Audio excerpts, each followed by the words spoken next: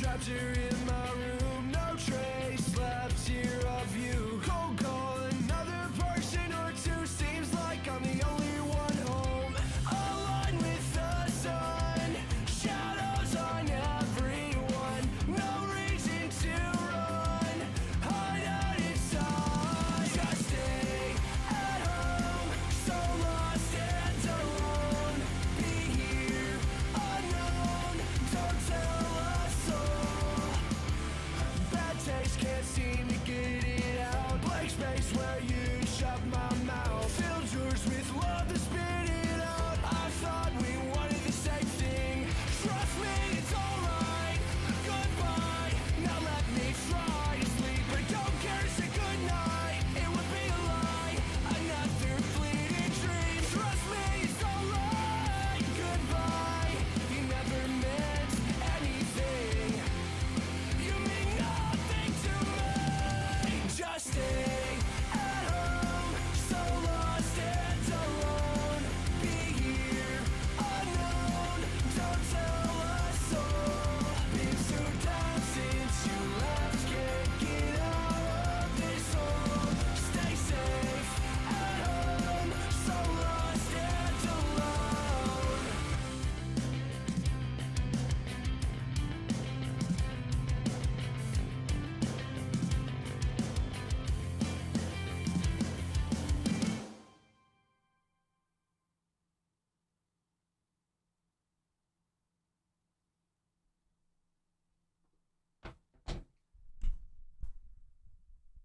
Hi.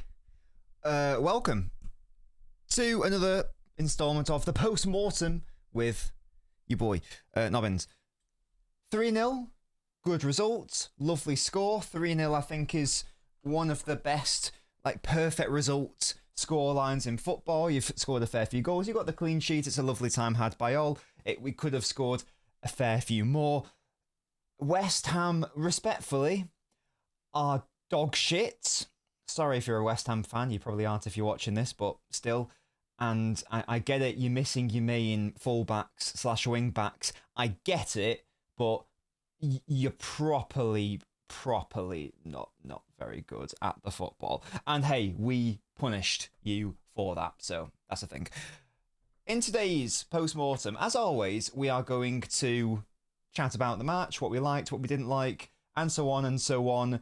Whether we spotted anything interesting, who are the players that we would like to focus on. This is going to be a slightly shorter post-mortem than usual, just because I'm very, very hungry, and Mrs. Nobbins and I are ordering pizza as a treat. So it's probably going to be more like 60 minutes rather than 90 minutes usual. So I'm sure you guys can forgive me for that. Leave a like on the video because it's free and it helps support the channel. How are we doing today? We've got a lot to talk about today. Nice kickabout, yeah, nice kickabout with the lads, absolutely. Big up to Yanko, beautiful channel member. Perfect for my prediction, 3-0. I went for 4. I initially said 3-0 in the preview, and then I upped it. I was like, no, let's do 4-0. Unfortunately, we couldn't do it. It should have been a couple more goals for City. Your random footballer is Andy Robertson. Andy Robertson, or Andrew Robertson, I suppose. That was when he was at, well, it says Scottish Premiership. I can't remember who he played for in Scotland, but that was in that kit there. Thank you so much, Yanko, for you renewing your membership, you beautiful person. You beautiful, beautiful human being. You need to get a chant for Kasanov's Irish. Yeah, so there's a lot to talk about from the game that I liked, and not too much that I didn't like. There were, of course, it's very hard to limit your opponent to literally no shots and no chances throughout the entire game. First half, we did do that, literally no shots. Of course, they were going to come out a little bit more, so maybe we could have been a bit better defensively, but this is not going to be a negative stream by any means. I felt that they didn't necessarily have anything which was like close to our chances in respect of either certainly not quantity, and also in respect of quality either. It's not like they missed absolute sitters. So this was a good win for City, and we'll talk about many things, I am sure. So kicking off with the lineup, kicking off. Actually, no. Before we do that, sorry, let me catch up on the chat because I've not done that properly, and then I'll get into it properly. What a game! I saw Shirky and Savio cook a couple of yards away from me. Yes, matey, I was in the stadium with you then. True citizen, that's not very nice. 3-0s in a row in the Prem, yeah, and 7 wins in a row in all competitions, which is the most that we've had this season. I'm not sure when the last time we did that was. I feel like was that our best record last season? 7 in all comps, perhaps, if we even indeed reach 7. So we've still got a fair few games to win before we get to, you know, a regular City level of winning games in a row. But it's a pretty good sign. This is around the time where you do sort of want to be picking up form like that, and that tells us that's even a thing. I actually don't know, truth, and maybe we didn't. I thought we played in first gear today. Yeah, it definitely did feel like that. We'll get into the specifics of it, but it was clearly, as you say, very measured from City, very chill, and that's probably because, of course, these players are tired, etc., etc. But also, like, West Ham were under strength and they're a pretty low quality side. We probably knew that we would be able to. We knew that we would be able to beat them pretty easily. So that was a thing. That was a thing as well. But yeah, I definitely agree with that. What's on the pizza? It's lots of pepperoni. Yeah, I believe it's a triple pepperoni. Is what we're going for. And if you get him in the meal deal, you get a garlic bread to start as well. So that's what we're having tonight. It was one of those, wasn't it, Jack? Thank you. The City players are going to watch. Yes, they play tonight. We're top of the league now. And shamelessly, I've put it in the thumbnail.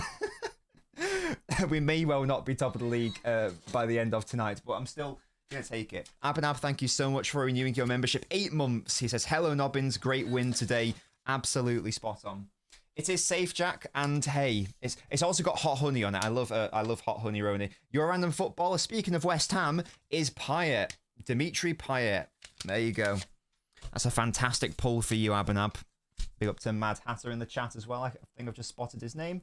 Nunes is the Rodri replacement. I've got a lot to talk about Nunes in a positive way. This Haaland Foden situation has to be studied. How can't Haaland score with a Foden pass? It's so weird, isn't it? Because unfortunately, because there are so many like people with limited cognitive bandwidth in our fan base, they see like numbers or whatever and they don't actually watch it. But I can tell you, this season alone, Foden probably should have had another 4 assists. And it's not even like, oh, that was a half chance. It's like, nah, this was like a clear cut. You should be scoring that level of chance all to Haaland. It is very funny. It is very funny.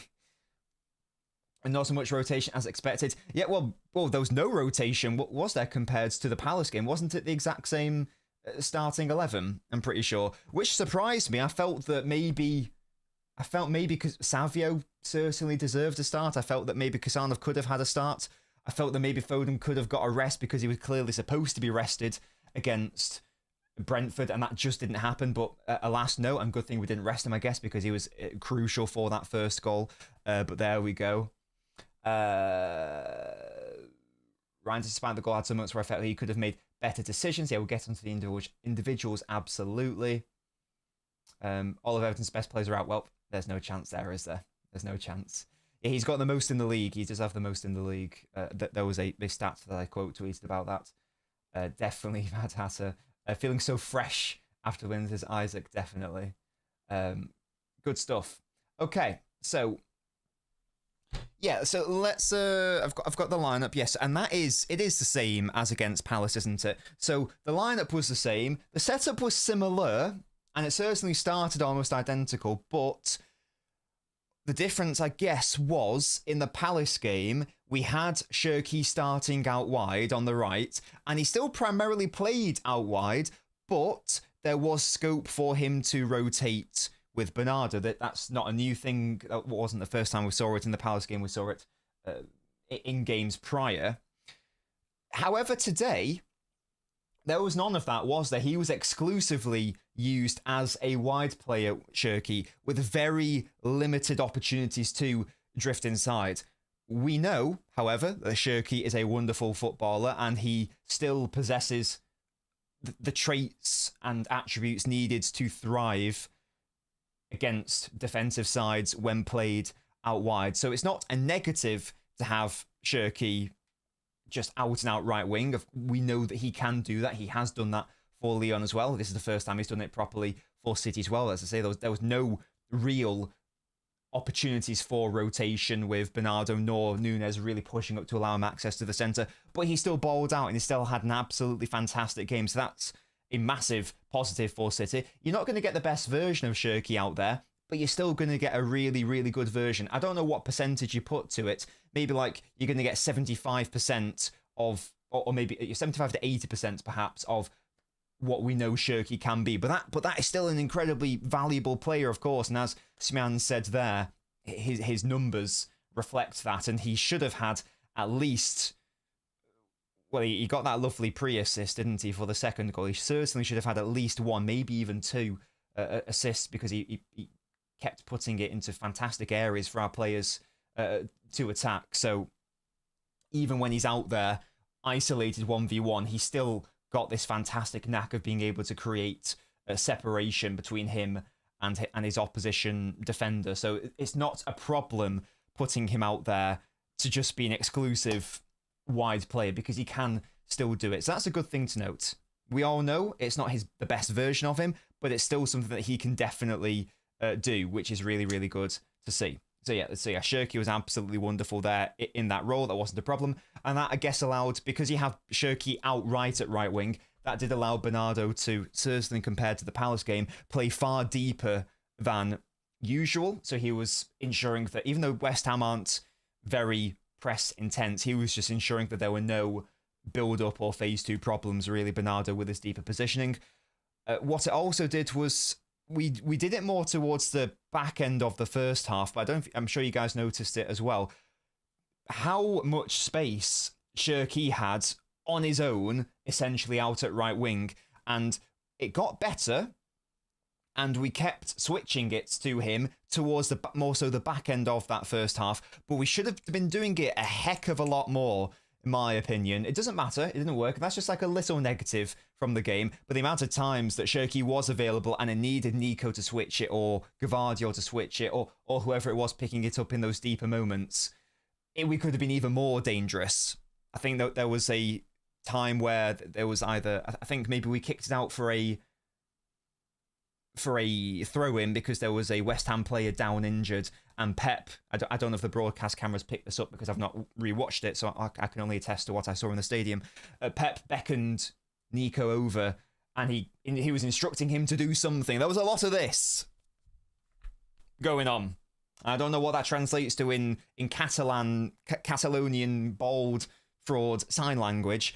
Perhaps it was an instruction to switch the ball more so, because after that we did indeed do that, and we were finding Shirky in more advantageous positions, because we know that switches can win games. If you've got Shirky isolated 1v1, we basically use Shirky in how we have used Doku, not necessarily this season, but maybe last season or the season prior, where you basically have all your play on one side and you get Doku in acres of space. So when you switch it to him, now he's on the ball and now he can just run at the opponent and take him on 1v1. So it was a similar situation there where we overload to isolate. This time it was Shirky as the recipient of those switches. I would have liked a little bit more. I would have liked a little bit more of those balls to Shirky, because whenever we gave it to Shirky, we know that he can create... He can just do magic, can't it, with the ball. So that was interesting to see. The positioning of Reinders was also, I felt, more aggressive than against Palace. I know that sometimes he was also in advanced positions, but I feel like against Palace he had to move around a little. He had to be a little bit less close to Haaland. It seemed like today this was the closest I've ever seen him to Haaland. Like, I felt that sometimes I was watching Haaland and Alvarez at times. He was almost trying to operate in Haaland's shadow at times, was Reinders, properly up close to him. It was really interesting to watch. I don't think we've used Reinders to that degree at any point this season, not to that extent anyway, as I say, it did seem very second striker-ish of Reinders. Alvarez mentioned exactly, yeah, which was interesting. I don't know if anyone else picked that up or whether I'm just chatting the finest, but who was the player? Was there number 27? Magassa. Yes. Reinders, because Reinders was so far advanced, Magassa, who was the left central midfielder, it almost looked like West Ham had a back five at times, with Magassa having to drop in to basically be like the left-sided centre-back because of Reinders' really advanced positioning. And that, coupled with West Ham's lack of intensity in the press, meant that because Reinders is pushing back his opponents, it was really straightforward for us to progress play down that right side, through Núñez especially, who's more than happy to carry the ball and link up with Cherki. I think that in my post-match analysis video, I'm probably going to be focusing on Reinders, and I was going to do that even before the goal, but the fact he scored the goal has made it even more valid to talk about. So that was really good from Reinders. I think Smian mentioned it earlier. He wanted a bit more movement, but I did like a lot of the runs he was making or trying to make. He wasn't always picked out, but the fact that he's making those runs is good because we know we need runners in the sides. You need them somewhere rather than just players who are ball to feet players. So the fact that Reinders can offer that is a big positive, 100%. I liked his utilisation today. That was a really fun role. Anything else which was of significant difference to the Palace setup before I move on to sort of like the overall game and individuals? I'll need to watch this back. I might be wrong on this because unfortunately West Ham barely had any settled possession in the final third or just the middle of the pitch. So when West Ham had the ball, we went to our classic diamond press that we have been using for the past few games. And I might be wrong on this because I need to rewatch it. I feel like I'm sure at some times I saw City just play with an outright double pivot and then Reinders ahead. At times I felt it was Nico as the right defensive midfielder and Bernardo as the left defensive midfielder and then Reinders ahead of them. Don't quote me on that because I may have got that wrong, but that's what I thought I saw that at times. It was hard because, again, West Ham barely had the ball in the areas that actually mattered. So I'll need to revisit that. But if that was the case, that would have been interesting because definitely, I'm sure, I'll need to look at this. Well, no, it would be off ball anyway. I'm sure that Bernardo played left of centre. I feel like I'm misremembering now. I'm pretty sure Bernardo played left of centre, in which case it would have been Nico who would have been doing the cover work for Cherki. So that seemed to be the case when we didn't have possession anyway. I'll repeat, I will revisit that because I don't want to provide fake news. I was just trying to figure out because I was like, right, so Bernardo's not going to the right because normally he goes there to protect Cherki, and I was just noticing that it was Nico more so who was helping fill that void in that right right of centre area. So I was like, but they're also on the same they're also on the same midfield line. So I don't know. I'll look into that. I'll look into that. I'll rewatch. I'll look into it. The game. I'll rewatch it. Anything else before I touch on the game? I don't think so. No. Let's talk about the actual match now, shall we? And then we'll get into the individual performances. So yeah, the first goal happened when it was quite early on. Oh yeah, 5 minutes. Yeah. Beautiful play. So Foden is now, because Doku is out, Foden is certainly for the past two Premier League games anyway, is having to try to play where Doku should go. So Foden's technically starting at left wing, O'Reilly's pushing up, Foden's playing left of centre, but in a more advanced area of the pitch than we're used to him playing this season. I'm pretty sure that's just informed by the Doku injury. Doku would be playing if that were the case, and Reinders would probably be the victim of it. So it was interesting. When Doku got injured, lots of people were saying, "Oh, Savio was gonna, he must be licking his lips now." But I believe we said at the time that it's probably going to be Reinders who's more so licking his lips because now Pep wants to play Foden in that area because he trusts him there. So that means there's obviously a midfield void. There's a position going, and the only player who can fill that void right now is Reinders. So that's the thing. So yeah, Foden, it's lovely ball carrying by Nico. I thought he couldn't I thought he was a bad ball carrier. Crazy. Do you guys remember that? Do you guys remember what level of like mentalness we were at when people were trying to suggest that Nico Gonzalez was a bad ball carrier? Goodness me. He does fantastically well. Foden makes the run. I really liked Nico O'Reilly's backwards movement as well. Sometimes you have to go backwards to like go forwards and to drag players out, and Nico O'Reilly's movement gives Foden the space. He expertly runs into that space, and he plays a perfect ball for Haaland, who wants to enable those who don't like the idea that Foden can create for Haaland, even though we know he absolutely can because we have brains on this channel. But hey, he still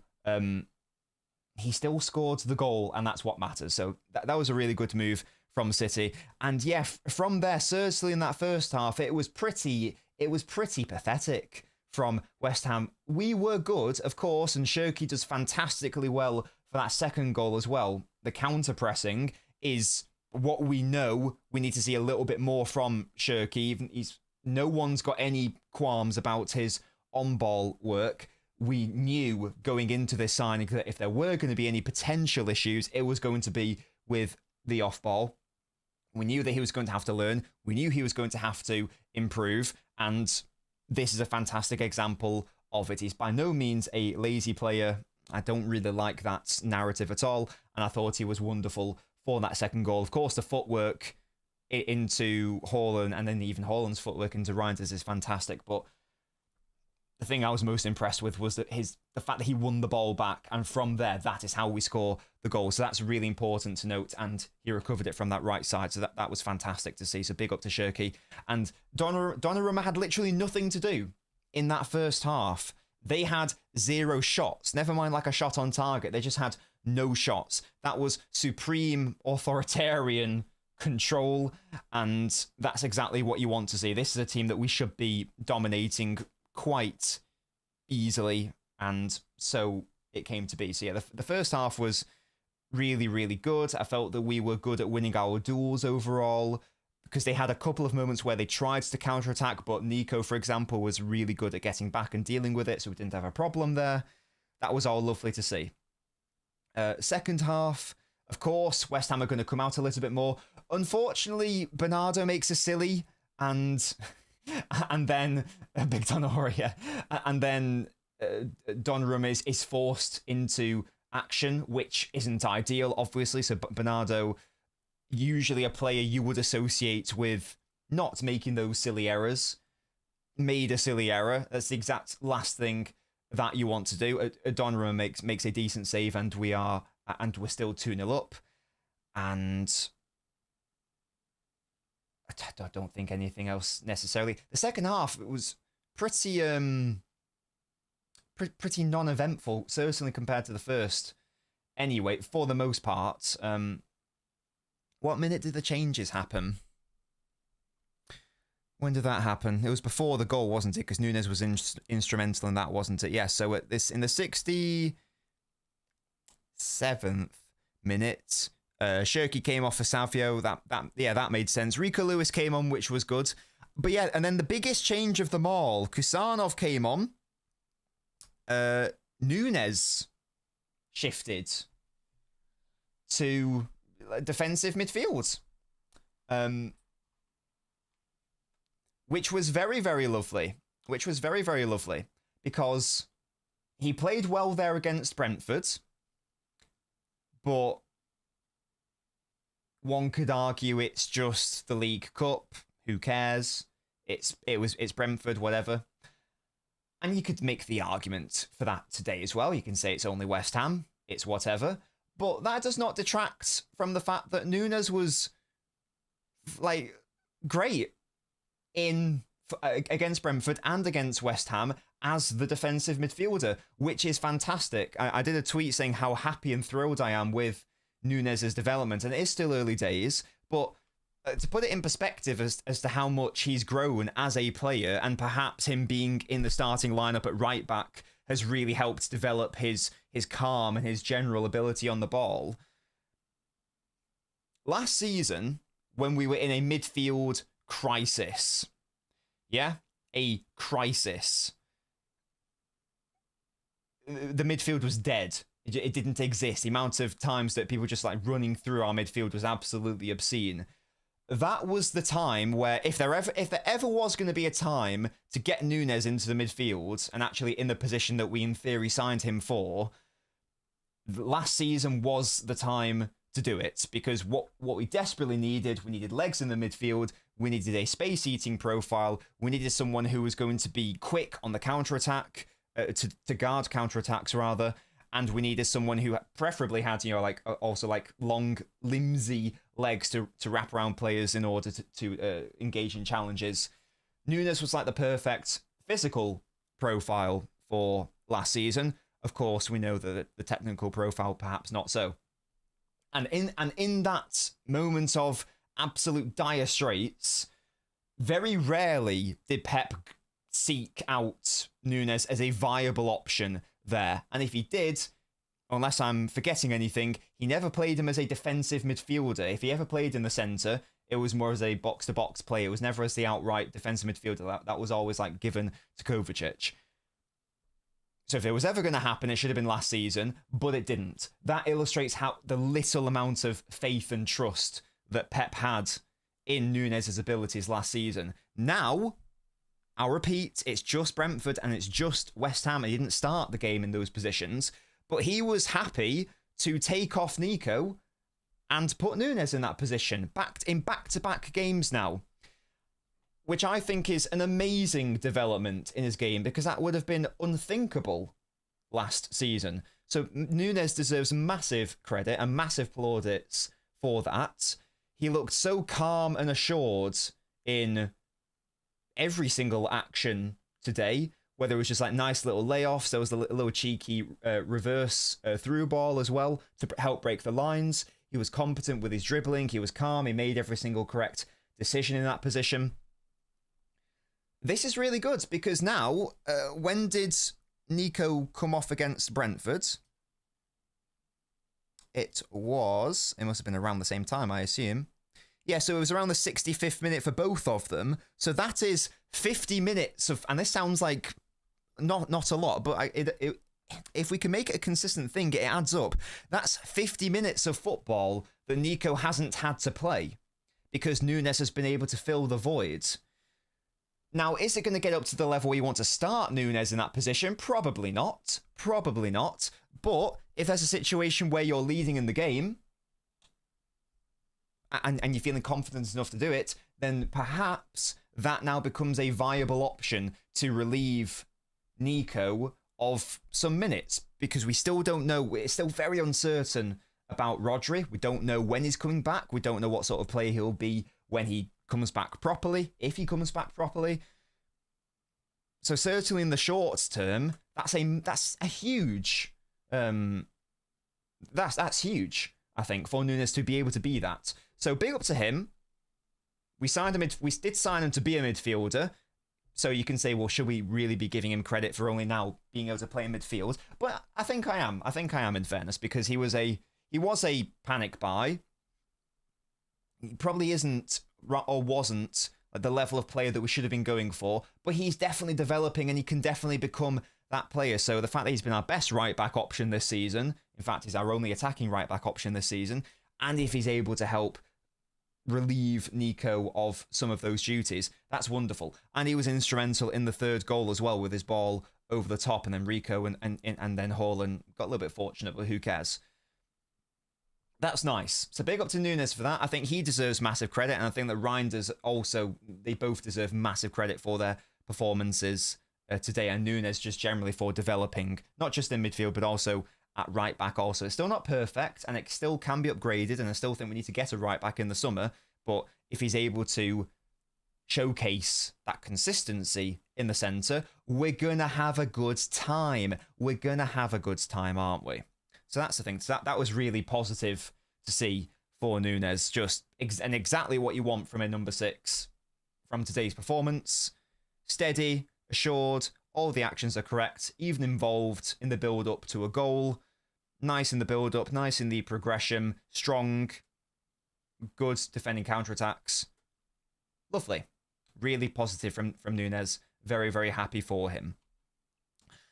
But before we sort of like go through player by player, because I don't think we're going to have time to do like a proper full-on player ratings tonight, just depending on like when the pizza arrives. I'm just going to text Mr. Nobbins now, in fact, and keep me updated. RE timings, please. Because obviously if it's delayed, then we can have a slightly longer stream. But let me see what you guys are saying so far.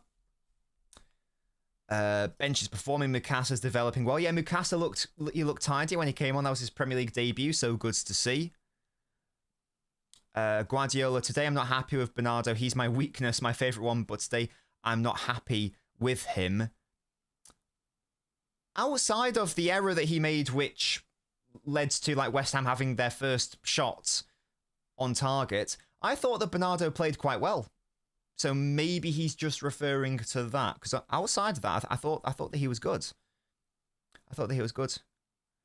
Third goal was entirely West Ham being dog shit. Rico showed class in midfield today. We've been suppressing this boy's talents. It's hard, isn't it? It's very hard to squeeze him in because he's not really what we need right now. He's not really what we need in the midfield. So it's very tricky to justify playing some of these players. It's tricky. Yeah, like the video if you're not a fraud. Absolutely. Absolutely. Shut up, true citizen. I think Nunes played more balls forward from the midfield. I think that's definitely right, Eugene. Well, he was in defence. He was playing more of like a right centre back, wasn't he? So that does make sense. In fairness, I was Rodri-esque in the midfield. Yes, you were. Good afternoon to you, Kevin. Hope you're keeping well. If Nunes reached this level as a midfielder last season, we could have avoided the Great Depression. Yeah, literally. He clearly wasn't ready, was he? Pep didn't trust him. So that was the thing, and that was something I wanted as well. Like, I think in my City Are Broken video, I suggested, could we do that? Could we play like Bernardo and Nunes together as a duo? Could that be a thing? You got Bernardo's build-up ability and like safety in possession. You got Nunes' physicality, which he just never went for it. He clearly wasn't happy with the concept of it, but now he is. And that's good because we know how Guardiola works. If you earn his trust, you're going to have a good time. You're going to get minutes and positions that maybe you want to play in. Good tech and very offensive-minded. I like it. What a discovery, says I. And that's some rotations to Sachin. Yes, definitely. Definitely. Bro's in love with Bernardo. He is, isn't he? Excellent work, true citizen. Do you see a future of Nunes as a defensive midfielder for the rest of the season? I'm going to say probably not. I mean, it's nice that he can potentially do that in certain games. I would be very surprised if Nunes now started even infrequently in that position. I'd guess that perhaps Pep is trialing it more so as, well, what if Nico does get injured? Do I go back to Reinders? Do I play Stones there? Or is Nunes going to maybe be an option? So I suspect it's more so to do with that and game states like this, where you get to the 70th minute, you're winning by 2-0 or 3-0, whatever it may be. You don't need Nico to play the last few minutes. All of those minutes across a season could potentially add up. We've only had 2 games and it saved him 50 minutes, which is an entire half of football and then some. So Nunes is hopefully going to help out Nico there. Love seeing Kasanov back on the pitch. I felt Kasanov did well when he came on overall. I thought he was going to maybe start. I felt he earned a start after that second half showing, but clearly not. Another player who I felt deserved a start, but yeah, Savio was really good when he came on as well. Is that now 4 games in a row where he's featured and it's been either good or great? I think so. So that's good. Where can't I play? I don't think there starts in that position. I'd be very surprised. If there's a need of physicality, I can see Pep going for Nunes and Nico G till Rodrigo comes back. Perhaps. I would just be a little bit surprised if that were the case. Revive Kovacic, chill. The Portuguese Delph, yeah. Sees when Nicky, chill.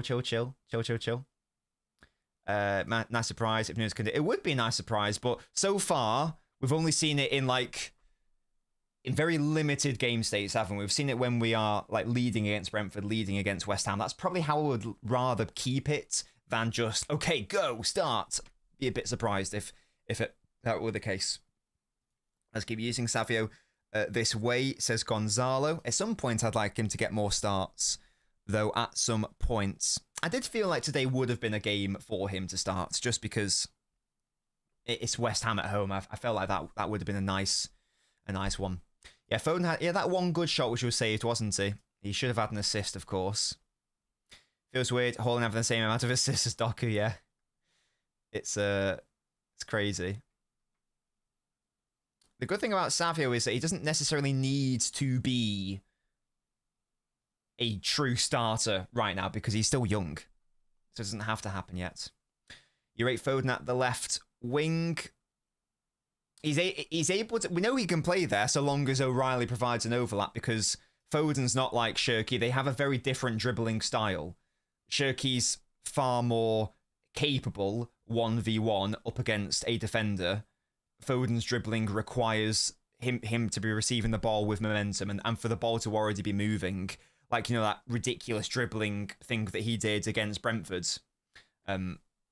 Whereas Shirky's more like... I mean, he's not as good as Doku, obviously, but he's far more competent from a stop-start perspective. Reinders versus relegation opposition is mystical. I liked Reinders' performance today. I liked it a lot. I did like it a lot. Haaland is outrageous. Could get more. He could. Haaland has now scored more goals in the Premier League than Cristiano Ronaldo. He has scored more goals for Manchester City than Manchester City legend Francis Lee. He has scored as many Premier League goals as Didier Drogba in, I don't know, however many fewer appearances, like 100 fewer or something insane. Shall I find out how many it is? Premier League goals more than 100. I think there's a page. Yes, there it is. Wikipedia. Oh. In 140 less games than Drogba is insane. That is insane. So same amount of goals as Drogba in 140 less games. That's ridiculous. He's at a 0.91 goal ratio, which is ridiculous because I'm pretty sure that Aguero had the best ratio or there. Oh no, he was per something. I can't remember exactly. But either way, it looks like Henry was actually the highest per game. I think that is maybe. I think Aguero's was best per minute rather than per game. Yeah, so Henry was 0.68, which I think is the best of anyone to have scored at least 100 goals, apart from Haaland, 0.91. 104 goals in 114 games. This is stupid. This is stupid. Very, very stupid how good he is. How many goals is Haaland going to get in the Premier League? How many more goals is Haaland going to get in the Premier League this season, do you think? He scored 19, is it? Is it 19? No, 19. How many is he getting? How many more is he getting, sorry? What do you reckon? In the this is only in the Premier League, by the way. He's got 19. We are around halfway through the season. We know, we do know that this is a pattern for Haaland. The first half of the season, or the first third of it, red hot, ridiculous goal scoring form. Second half of the season, I feel like he doesn't normally get as many goals. He's not able to carry that rate of scoring through.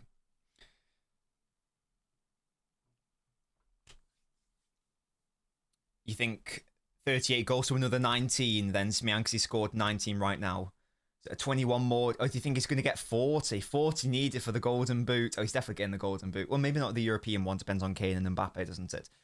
He might miss a couple of games due to rest or injury. That's a very good point when the fixture list gets more congested and whatnot. Louise says 40. It could potentially be a thing, couldn't it? Maybe he will break his own record. Well, if he did score, let's say he did score another 19, then that would put him up to 123 Premier League goals. So he would then eclipse Darren Bent, Paul Scholes, Peter Crouch, Ryan Giggs, Heskey, Dion Dublin, Sadio Mane, Ian Wright, Steven Gerrard, Lukaku. He'd be on the same, actually, as Raheem Sterling if he did do 19. He'd equal what Raheem Sterling got, which is ridiculous because Sterling played 400 games in the Premier League, which is stupid, of course, and he was a very high goal-scoring player.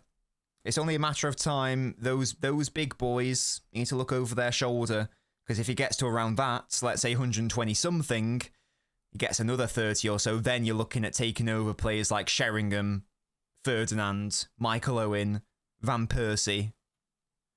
And from there, you're getting into big boy. You're in the top 10 then. Now you're in big boy territory. You're looking at Robbie Fowler, Henry, Aguero, Lampard, Cole, Salah, etc., etc.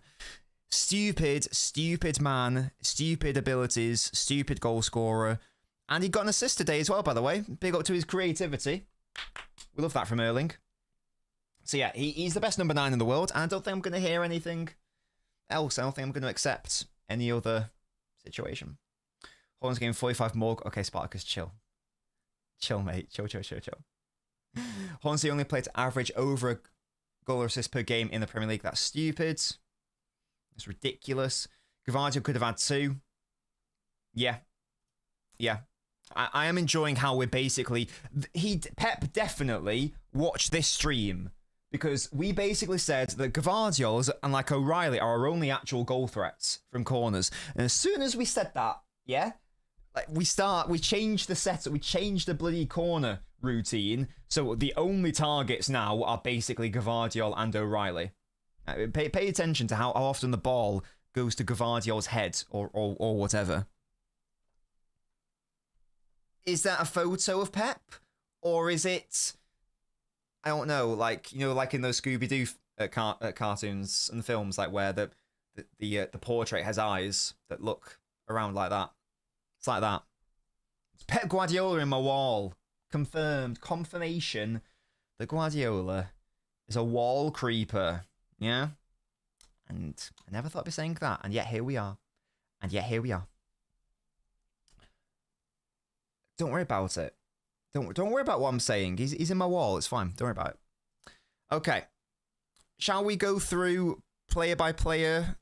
And as I say, I don't have time to do like a full-on match player ratings, but we can like touch on the players that we want to touch on, of course. Let me know, guys, is there a particular topic that you want me to cover from today's game? Is there a particular player that you want us to cover in a bit more detail, or indeed at all, that you want us to have a conversation about? Let me know in the live chat, and I will just go back as you guys are doing that. Is Haaland the KDB replacement, says Nikki. Savio's a long-term project player. Yes, definitely. Hello to you, Terrell. How are you doing? O'Reilly rested 30 minutes against Brentford. Yes. The drop-off from Diaz and Gvardiol to Kusanov is massive. Yeah, they are our 2 starters for a reason. Crouch does, but Crouch played like a million more games.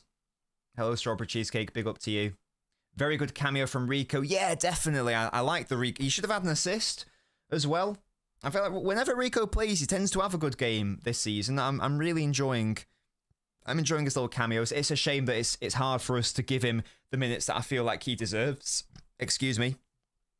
But he did look good when he came on, absolutely. I really hope that he's happy to stay and be a squad player, because I don't think he's ever going to be able to be a player who gets like 20 Premier League starts in the season. I personally can't see that in the midfield. I can't see that happening realistically, bar any injuries. So if he's happy to be more of a squad player, then he's a perfect squad player to have, isn't he?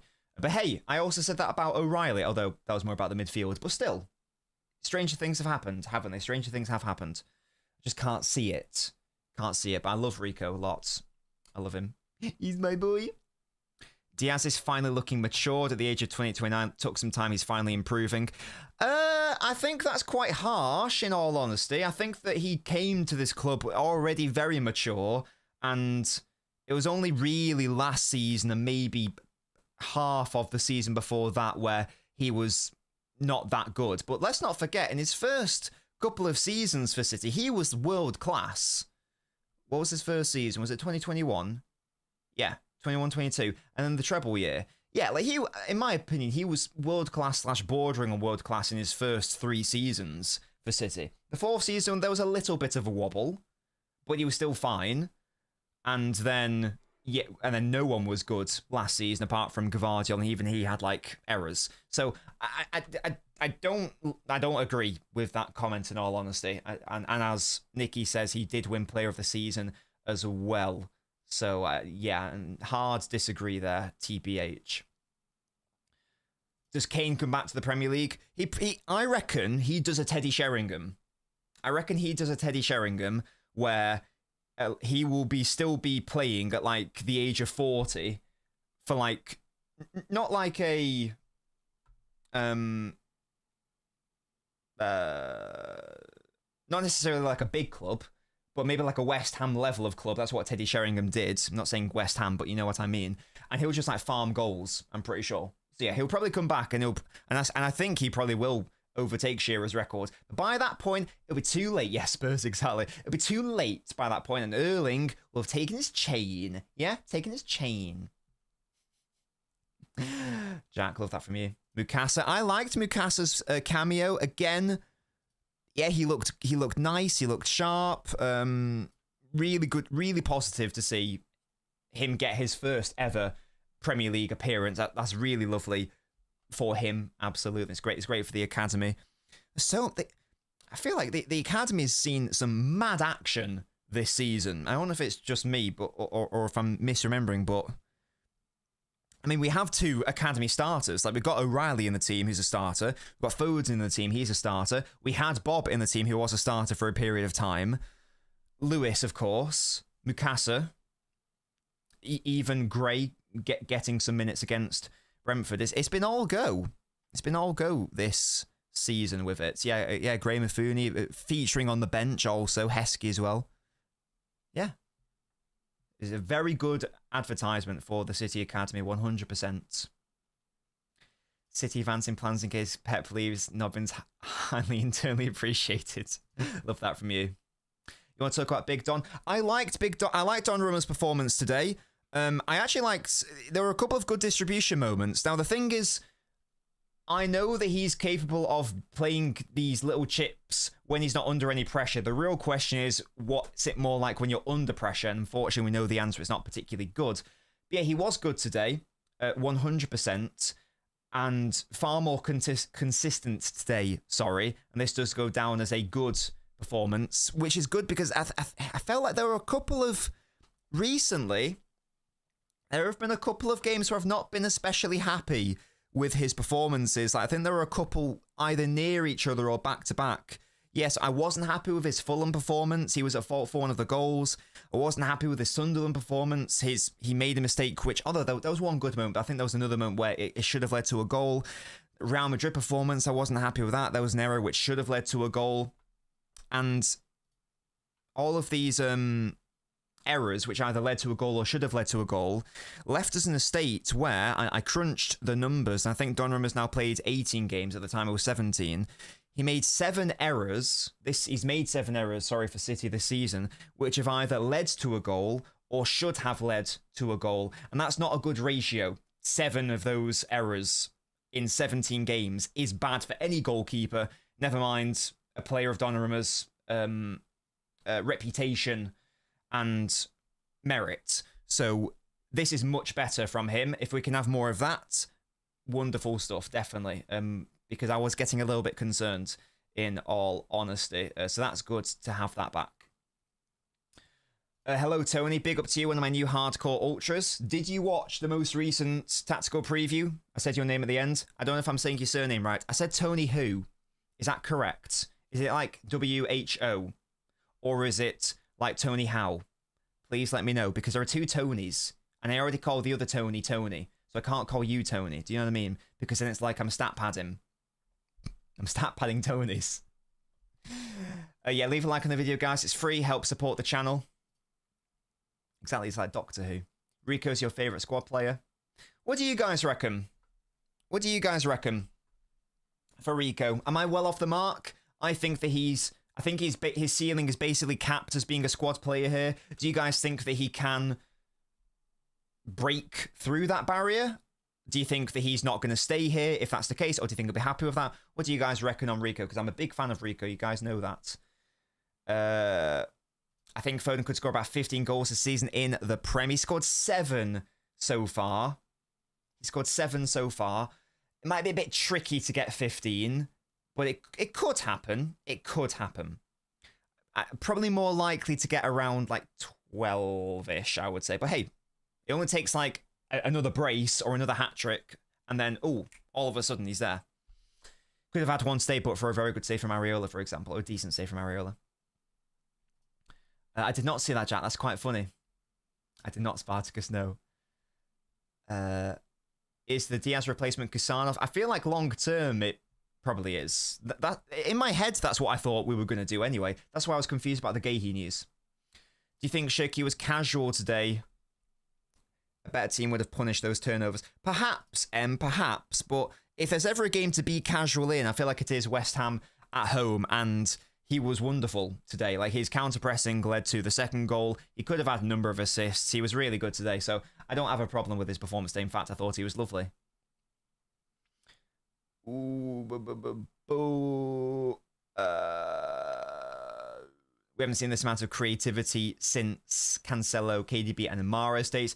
We've got, if you have lots of beautiful small space operators on the pitch, and if the technical floor of your team is like higher than most team ceilings, you're gonna have a very good time. When you have Shirky, Foden, and Nico O'Reilly, and Bernardo Silva, and Joshko Gvardiol, and Nico Gonzalez, all of these fantastic players in the middle of the pitch in the final third, you're gonna have a good time. You're gonna have a good time. I do remember Tarat, but I think the only similarity really is that they are both very lovely entertainers. Outside of that, I think that's where the similarities lie. With respect, there is a reason why Tarat was playing in the Championship for QPR and then for a QPR side battling relegation. Tarat was a lovely player. He was fun, but he was the definition of a streets won't forget player. Shirky is a number of levels above and beyond that level, to be honest with you. So they are both very entertaining. They're both very lovely to watch, but that's basically where I say the similarities lie. That's about it. Howe, I apologize. So Tony Howe, I'll say it properly from now on. Thank you, Tony, for that. I love him, but I don't see him being a regular starter. He was exposed, definitely. Yes, West Ham's defense is so bad, man. They're so bad. So Nunes, I've touched on a lot. And with good reason. Very, very happy with that.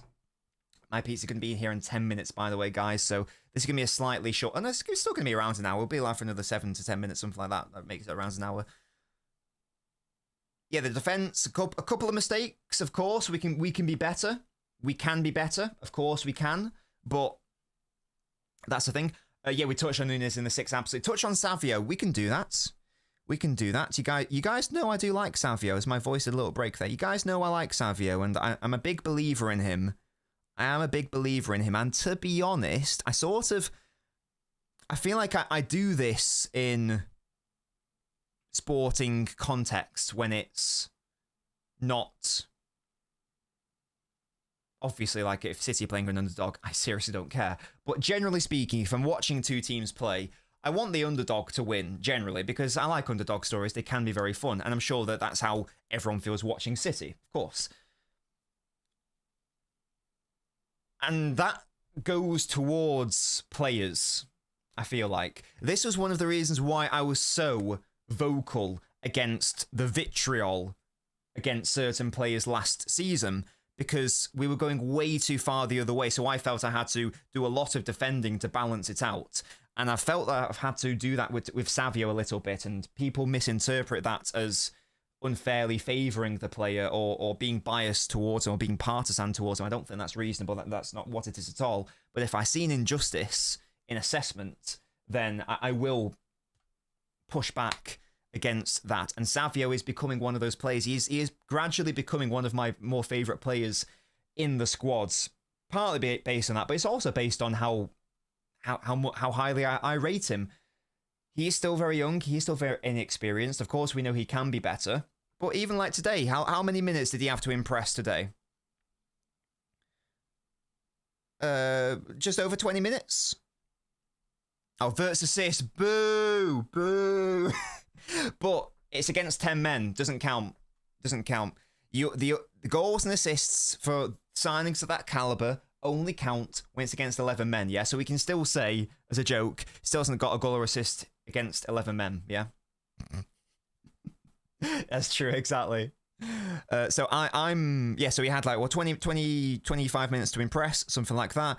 Another game where he's looked good. He's looked very good. At some point, I'd like him to be given a start because I feel like he has warranted it. The problem now is that we have a pretty rough period, in all honesty.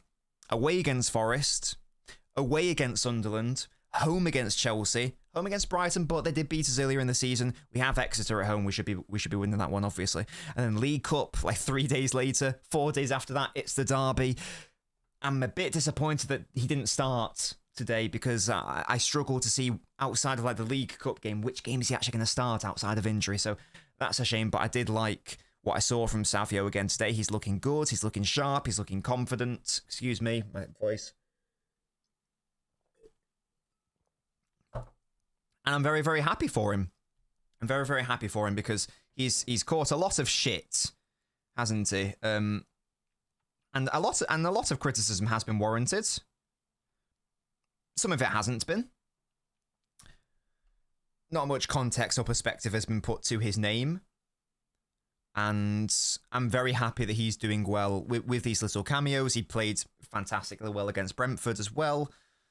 Yeah, it's good. If he just keeps going, hopefully those starts for him will materialise and Pep will... Because this is an unchanged... Even after the really good Brentford performance by some of these players, this is an unchanged starting 11 from the Palace game, so they clearly didn't do enough to impress him that much. Otherwise, he surely would have started them. Perhaps. I don't know. Nico picked up another yellow. Someone said he's 1 yellow away from a suspension, which is a worry. Which is a big worry. Can someone please fact check that for me? Is that fake news? Or is that correct information? It was a needless yellow. I think someone did say that was Shirky giving the ball away, and you are right. I don't know how it was a yellow, by the way. And I haven't even touched on that today. The ref was shocking today. Absolutely abhorrent today. Horrendous stuff. Thankfully, there was no big moment in the game where it mattered. But if it did matter, goodness me. So many, it's just like little decisions here and there. But these little decisions, they do add up. And if it was a harder opponent, they could have been quite relevant today. He's had 4 yellows, thank you. Miami says, cards reset game week 20. Okay, yes, so that makes sense. So halfway through the season. So that means, how many games have we played? Is it 17? 17. So he's got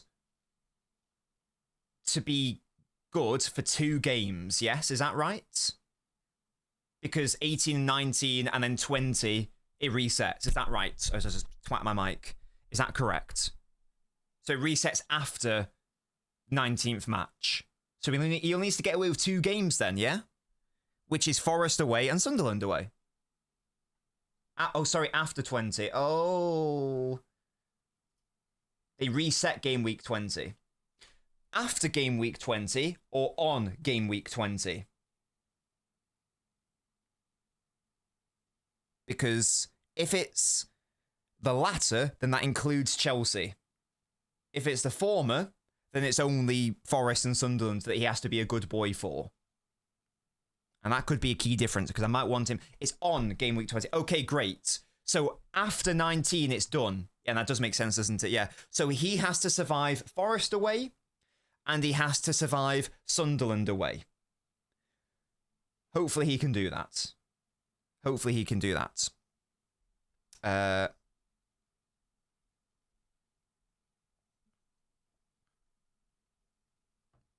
don't see why he can't. Yeah. We just got to survive until the 2nd of Jan, ladies and gentlemen. That's all we need to do. And then he can go crazy against Chelsea. He can go sliding in like a mentalist. Yeah, so that's Nico. Good stuff. Anything else I want to touch on? Shirky was absolutely beautiful. I feel like I've not spoken about him enough, but he was absolutely gorgeous today. I'm really enjoying my Shirky. Yeah, Donnarumma's way. He'll be fine, because Donnarumma's ones are just, because the Nico ones are less avoidable. The Donnarumma ones, that's just like him being a little bit emotional and passionate, which I don't dislike at all. But he just needs to calm down a little bit. Nico, on the other hand, it comes with the territory of being a defensive midfielder. But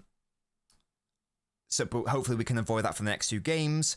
Foden, I don't actually think Foden had like an especially great game today, but this is sort of like this is what we know as like a typical like average Foden performance, but an average Foden performance is still creating a big chance and the first goal of the game, and having some really nice link-up play generally. So that was good to see, that Foden can have like a fine game and the rest of the squad can still perform, so we're not overly reliant on him. That's really good.